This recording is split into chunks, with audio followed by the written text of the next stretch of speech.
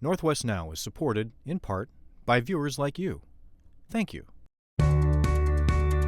The feds want to open up public lands, possibly to loosen up the regulations governing resource extraction of all types, from coal to oil to rare earths to timber. Meanwhile, the state of Washington is considering taking some of its land out of the mix. On top of that, our state and federal budget cuts sure to make managing our public lands that much harder. So tonight, we sit down with Public Lands Commissioner Dave to talk about the challenges associated with balancing conservation with producing revenues as budgets come under increasing pressure. Lands Commissioner Dave Upthegrove is next on Northwest Now.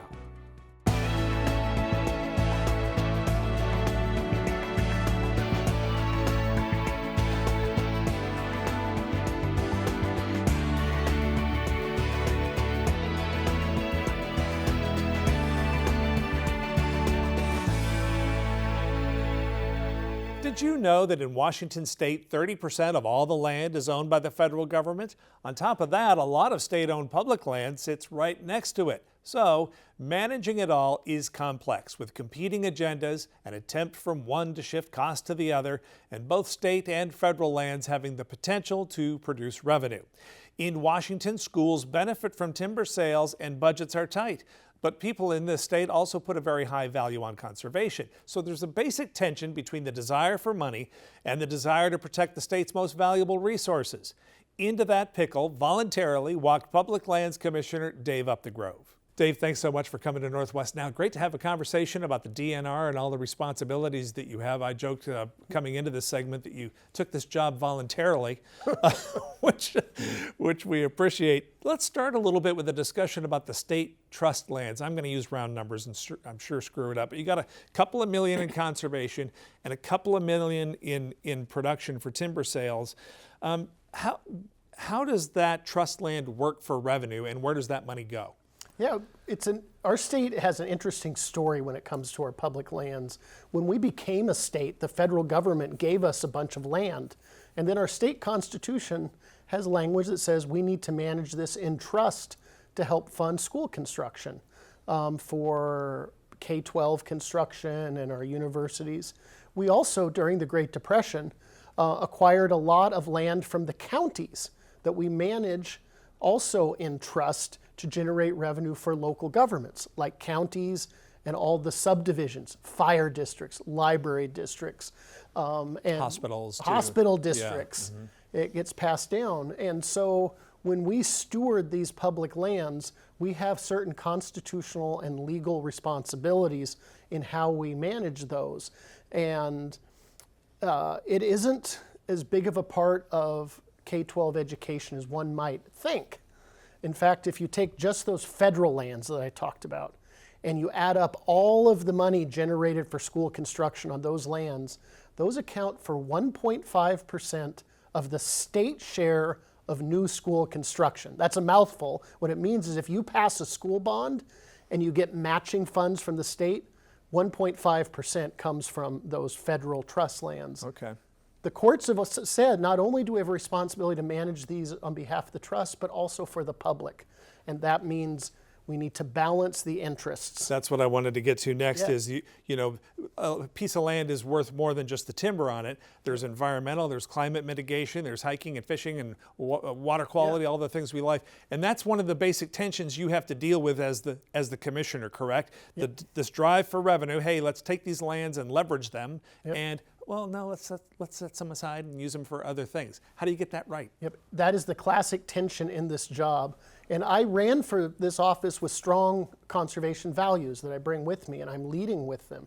And I want us to do more for habitat and climate. And I believe we can do this and still support a strong, healthy wood products industry, still meet those legal obligations to the trust. Our agency, the Washington State Department of Natural Resources, has always led the way for sustainable management of our natural resource. We have some of the best practices in the world, and I want us to do more. But it is always a balancing act. I remember when you first came into office, you wanted to identify 77,000 acres and do some mapping, find some, it's not technically old growth, it's pretty old growth. We'll just say that, it's pretty old growth. Put that together, set it aside, study it and figure it out. Where are we on that? I kind of lost track with that. Where is that 77,000 acres? Have you figured it out? Have you set it aside? What's going on? We have about 1 million acres, roughly, of land that is currently being managed for revenue, for timber harvest. Within that million acres, we've identified about 100,000 acres, this is rough numbers, of what we call structurally complex forests and older forests. These are the forests that have different layers, they have the most biodiversity, they store the most carbon. And we took some time to, first of all, do some better surveys and work to determine and model where do we have these and how much do we have. The second thing we did is we took time this last year meeting with schools and counties and tribes and environmentalists and timber industry. And what we've done now is I've signed a commissioner's order directing our staff to identify, of those 100 and some thousand acres, identify 77,000 of them, and secondly, to begin to explore alternative management strategies other than our traditional timber harvest. Getting the cutout, Yeah, and so this could mean several things. It could mean ecological forestry, you know, the kind of thinning for forest health. It can mean selling carbon credits. Nowadays, most governments and timber companies, you can get paid for doing more for carbon. And very importantly, it also means exploring acquiring replacement timberlands. Are you trying to kind of get rid of this idea of forestry-based horticulture where even age stands kind of go away, clear cutting goes away? Is that model changing a little bit? Is that something you're looking at? That model's already changed. We don't technically clear cut. We do what's called variable retention harvest. And I understand it often looks like a clear cut, depending on what you retain. But yes, when I talk about ecological forestry, I mean things that are more gentle than that variable retention harvest. We also don't do monocultures anymore. We replant and try to recreate the diversity of the forests. But I think there are ways to continue to innovate and diversify how we're managing this small subset of ecologically rich older forests. But it's going to be hard work. The commissioner's order, the first step, a lot of challenging and important steps to yet ahead. Mapping and access and all of those things. Well, for example, we don't have the authority to sell carbon credits. We need the legislature. We may need some changes in how we finance the agency if we want to do more ecological forestry. The Board of Natural Resources, a 6-person body in state law, actually sets the timber harvest levels. And so there's a lot of work still to be done, but I'm trying to lay out a vision. Trying to lay out a vision of innovation, diversifying, and trying to do more for habitat and climate. So we're back to this basic discussion of this basic tension that you face. On the one hand, you have this idea, you know, amongst the environmental crowd to some degree, should we even be funding schools? Should we be relying on these lands for revenue at all? And the other one is, well, listen, if you don't allow Plum Creek or somebody like that to monetize their land, if they're not holding it just for a collector's item, they need to be able to monetize it, and if they can't, they're going to sell it, and it's going to get developed. So again, you're kind of in this situation where neither one of the alternatives, you don't want to over monetize it, but by the same token, you don't want it to go just to be paved over someday. How do you get that right? Yeah, well, one important distinction is between the private timberlands and then the public ones. About 70% of our forest products, our wood products, come off of private timberlands. And that's not what we're talking about with this particular management plan. We're talking about the state lands, which make up 30% of our forestry products. And we're talking about changing the management on maybe 7% of those acres and replacing the revenue. So if we're not, as you called it, clear cutting, or we call it variable retention harvest, if we're doing ecological forestry, we won't make as much money for the schools. But we might get some carbon credits to help offset some of that. We also can acquire replacement timberlands. Just this year the legislature has funding programs, 6,000 acres over in Cle Elum. If we hadn't bought those lands, they probably would have been converted into what I call McMansions, big housing Yeah. projects. And so we can acquire lands and keep it in working forestry.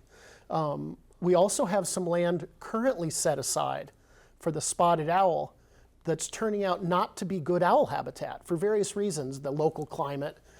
If we're, deferring the harvest to some of these older forests over here, maybe we can move some of those into production. So it's going to take a whole suite of creative thinking Yeah. to do this. And like you said, I agree, we shouldn't be pitting school kids against trees. This was a Gilded Age system made 150 years ago. In my ideal world, if I were the czar, we would manage these lands for environmental sustainability first, and if we can generate revenue, great. But I recognize we have a constitutional responsibility. Yeah. I have to comply with state laws. And so how do you fit these conservation goals that I believe are important to the state of Washington? The people value these for recreation, aesthetics, climate, habitat, Water quality, all the things. yeah, all of those things. Yeah.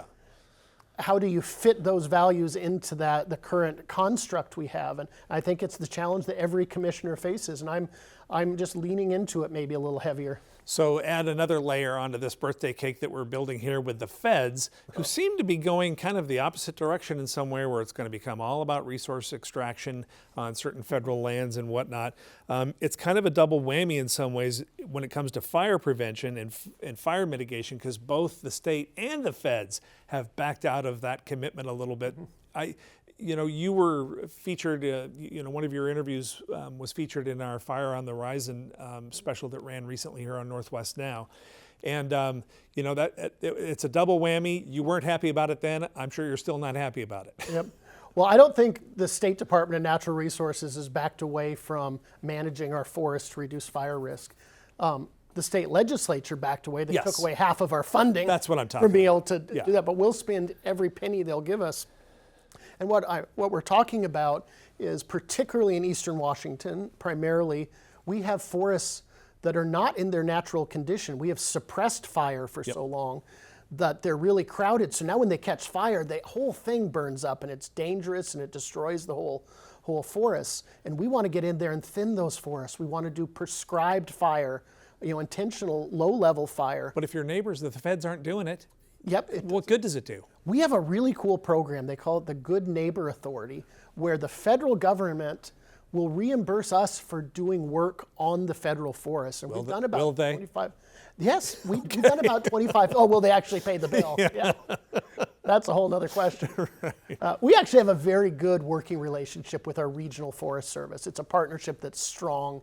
We value that. And we've actually done work on about 25,000 acres of federal land. I want to grow that. I want to do more. Anyone involved in this space can look up at a hillside and they can say private timberland, state land, federal land, and see the difference. And the federal government does need to do more work to manage those forests. But the flip side of that is we shouldn't be clear-cutting our national forests to pay for tax breaks. And that's what the president said. He wanted to make money by aggressive, intensive logging in ththese national forests to pay for his tax plan. I mean, this might be a checkerboard kind of deal that you see. Is there a chance that if they've talked also about just outright selling public lands, federal property, is there a chance a once-in-a-generation opportunity could come up to acquire some choice tracts that butt nicely up against state trust lands? And if so, it doesn't seem like we have the budget to do that, but I mean, that could happen maybe. When that federal discussion was taking place about selling federal lands, we had those discussions internally. We would welcome the opportunity to grow our trust holdings in the forestry space. It allows more management flexibility. We could, do more ecological forestry over here and do forestry, take on new lands. The question is, where do those capital funds come from? Right. And it would be up to the legislature, and their capacity right now, because of the operating budget shortfall, means I don't know if the state would have the resources, but I would jump at it. I would recommend it. Yeah, maybe it's bonded. Yeah, and I mean, that's what the state does with their capital budget, and they have capacity limits. But at the end of the day, my philosophy is public lands belong to we the people. They're public lands, they're our lands. They don't belong to industry. They don't exist just to make money. These are special places that for the life of our country have been here, and we don't want to over-extract or sell off our national parks and national forests. Laid over the top of this, if you've been reading articles and maybe seeing headlines for the folks who follow this a little bit, talk a little bit about what the roadless rule is, which is something we've heard coming from the feds. How would that affect state lands? Give me a little 101 on the roadless rule.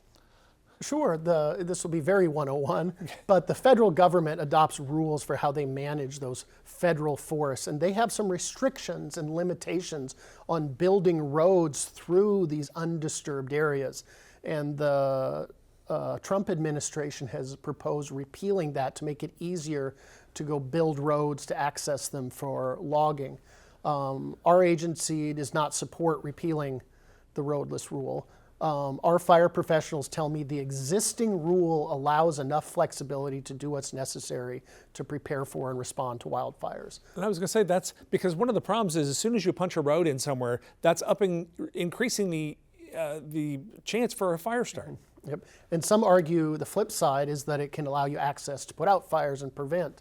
And what I've been told again by our fire professionals is that the current roadless rule allows us the flexibility we need to address fire.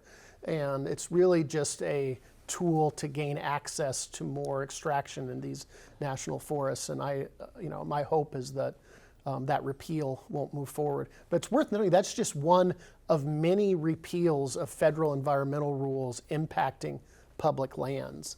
There's a public lands rule that manages BLM lands that's being proposed for wilderness. Repeal. Yeah. Yep. There's, a lot of changes that reverse long-standing policies, and I think that's why it's more important than ever that Washington State on our state lands stand up for the evergreen state values and manage our lands in a way that serves all the public, while of course meeting those trust responsibilities because we're seeing pressure in the other direction from the federal level. And maybe Good Neighbor helps you get in there a little bit and do some management off Love of it. Yeah. It keeps our employees working. Yeah. It makes those forests healthier.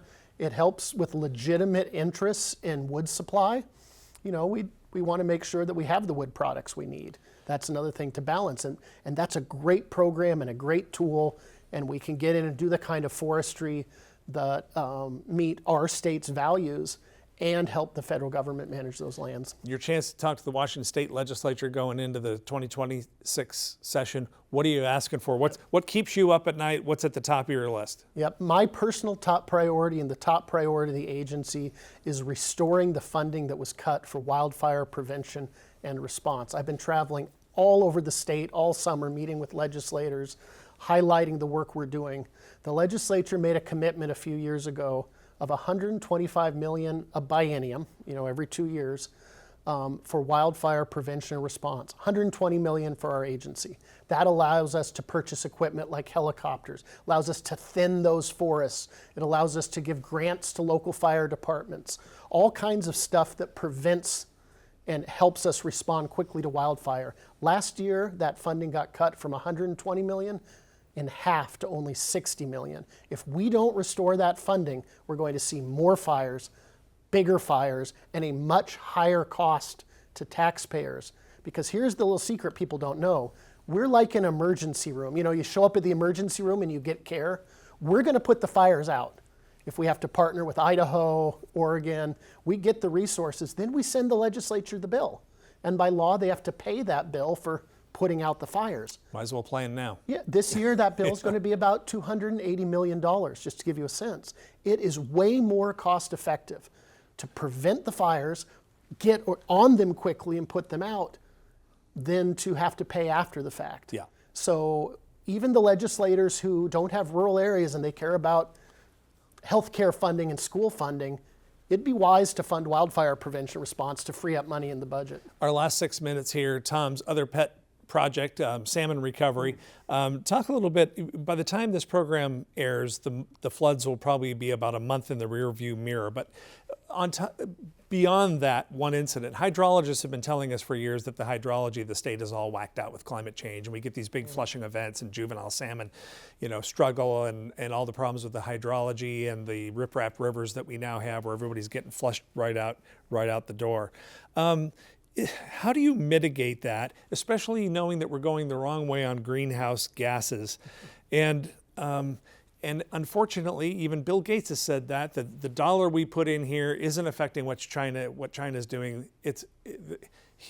They're making a meaningful impact is so difficult. So when I lay out that kind of nightmare scenario, a difficulty in moving the needle with the obvious effects that are having negative effects on salmon recovery, what does Dave Upthegrove do? Yeah, first, when it comes to climate, we shouldn't give up. We need to work on reducing the climate pollution. But we also, like you said, need to also address what they call mitigation. That is dealing with it. Climate change is here now, and we're seeing the harmful effects. Longer fire seasons, more destructive wildfires, and changes in our hydrology and ocean conditions. At our department, we do some really positive things. One, we manage our state aquatic lands. And a lot of the work to recover these salmon populations means restoring some of the habitat along Puget Sound, that near-shore environment.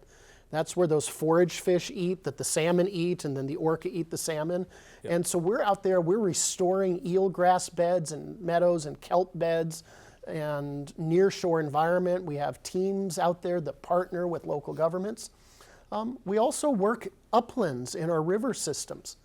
The forestry activities we have can impact the hydrology of those systems. Oh, yeah. So we do environmental analysis to make sure that operations aren't impacting those river flows. But I don't think it's just climate, it's development in this state that's, the paving over, paving paradise, put in a parking lot, and stormwater and you're impacting these rivers and the hydrologic systems. Salmon recovery need a dedicated fund. Should a piece of the Climate Commitment Act come to salmon recovery? What's your thought on that? I'm open to it. There's a piece that goes what they call natural climate solutions. There is a bucket of funding from the money generated from the Climate Commitment Act that goes to natural climate solutions using forestry and revegetation, and also to fund projects for mitigation. And whether it's salmon recovery or whether it's broader ecosystems, I love that funding pot. And I'd be open to, if the legislature wanted to divide it up more, because I don't want us to be the generation that loses the iconic king salmon, the Puget Sound orca. These define us as a state. And if we don't get serious about clean water, about habitat protection, that could happen in our lifetime. NOAA and other federal partners pulling back. The big West Coast funds, along with smaller regional funds, have gone away when it comes to salmon recovery. The state obviously can't make up that gap. That can't come as good news.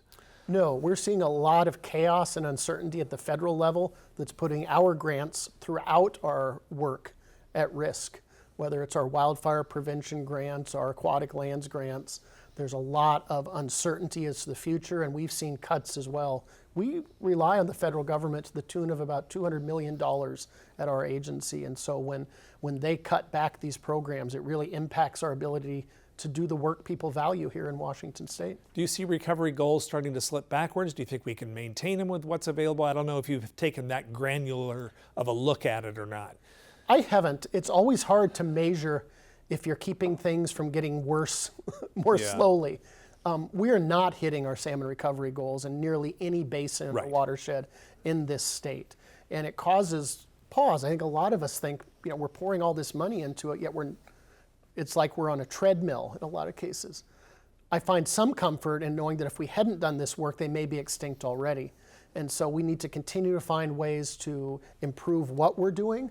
We need to make some hard choices, and we need to invest in the things that work. With state leaders that come into this program, I want to give you the last minute 20 here. What can people who are watching this program do for you? What do you want to hear from people? Do you want them to contact their legislators on fire prevention? I mean, how can they help DNR do its mission? I'm going to reframe it a little bit. Or I know learn more. There's nothing that I'm asking specifically of people, but I think it's a recognition of an appreciation of the value of our public lands. I said it before, they don't belong to industry. They belong to we the people and the quality of life they provide. I grew up as a young Boy Scout, teaching environmental science to kids on Dabob Bay, leading treks to the North Cascade Mountains.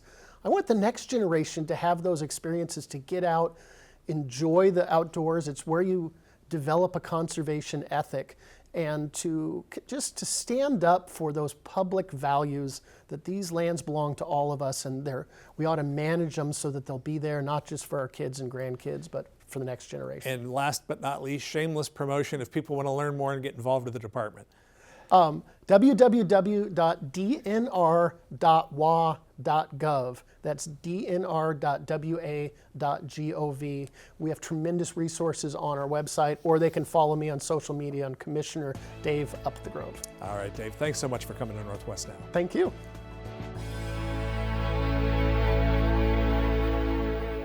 Normally, if the federal government was walking away from forest land management, I would say this is a perfect time to spend a big chunk of money to buy some choice tracts or use the good neighbor law to at least get long-term rights to manage sensitive areas or rights of ways that butt up against state lands. But with increasing state taxes likely to put revenues into a classic death spiral, the bottom line is that the state probably won't be able to come up with the money. And that is just a shame, because this may someday prove to have been a generational opportunity. I hope this program got you thinking and talking. You can find this program on the web at kbtc.org, stream it through the PBS app, or listen on Spotify and Apple Podcasts. That's going to do it for this edition of Northwest Now. Until next time, I'm Tom Layson. Thanks for watching.